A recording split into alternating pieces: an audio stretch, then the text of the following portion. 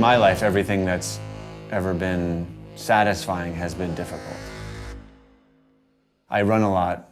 I do a lot of yoga, and when I was younger, I was an athlete. I did an enormous amount of sport and did some things that were really difficult and physically exhausting. For me, the pain, has always been ultimately very satisfying. Like it or not, I've always made it a necessary part of the way that I make music.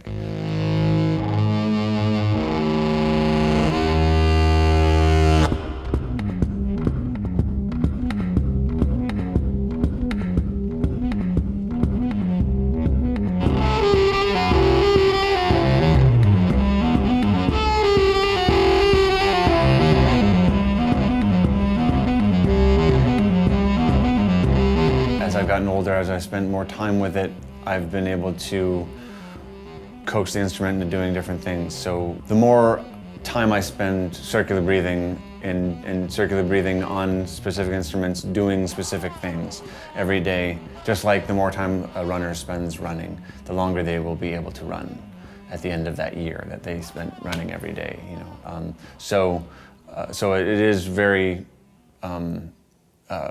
rooted in the time and the specific, exercises, what it is I'm doing in that time, because you build up, kind of a muscle memory, but also a strength and an endurance that you didn't have before.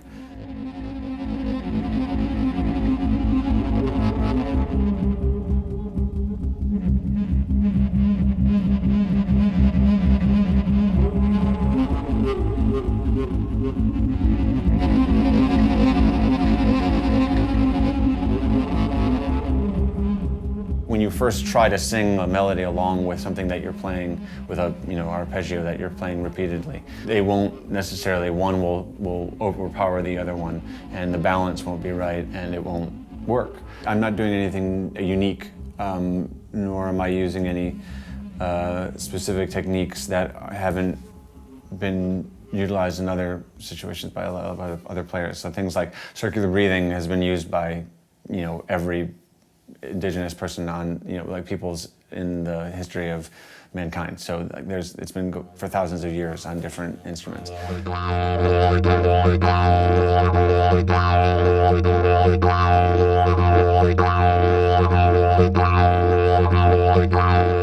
As I show you how to circular breathe, don't be afraid to look silly.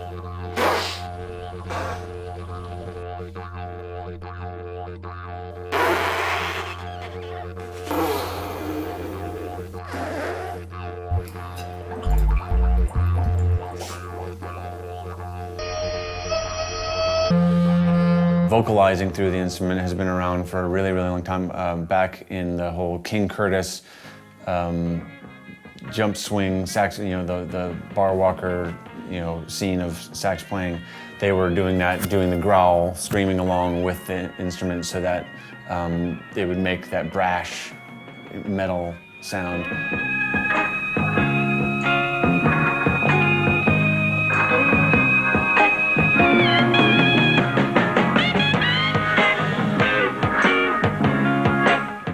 And people like Dewey Redman and Mats Gustafsson use that really tonally, and that's where I ended up picking it up and we're focusing it more in a melodic way, was listening to Dewey and Mats do that and realizing just how effective it could be just in all sorts of settings, not just in free improvisation.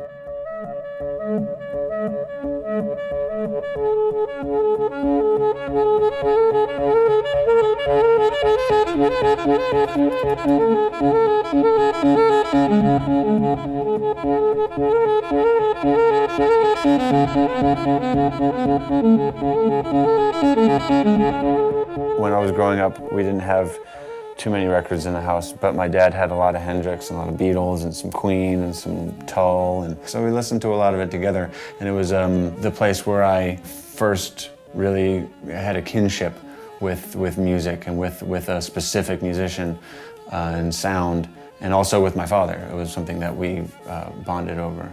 I've been playing since I was about 10 years old, When I was 15, I started studying classically. That's when I started to get into avant-garde improvisation, and I started to actually play in an ensemble at the University of Michigan, where I grew up in Ann Arbor.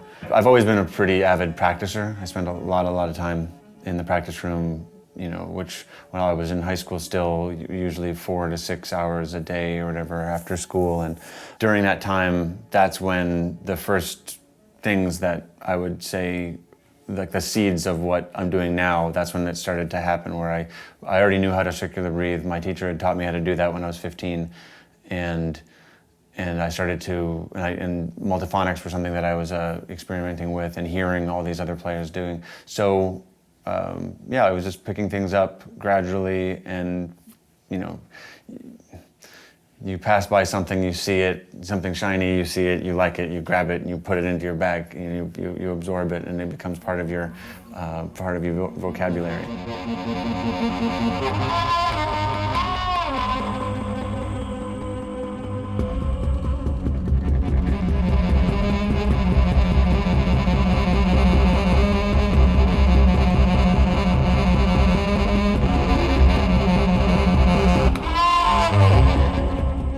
I'm trying to convey imagery and themes that I feel that, and tell stories that hopefully people who like to listen to my music are getting something deeper than just an entertainment.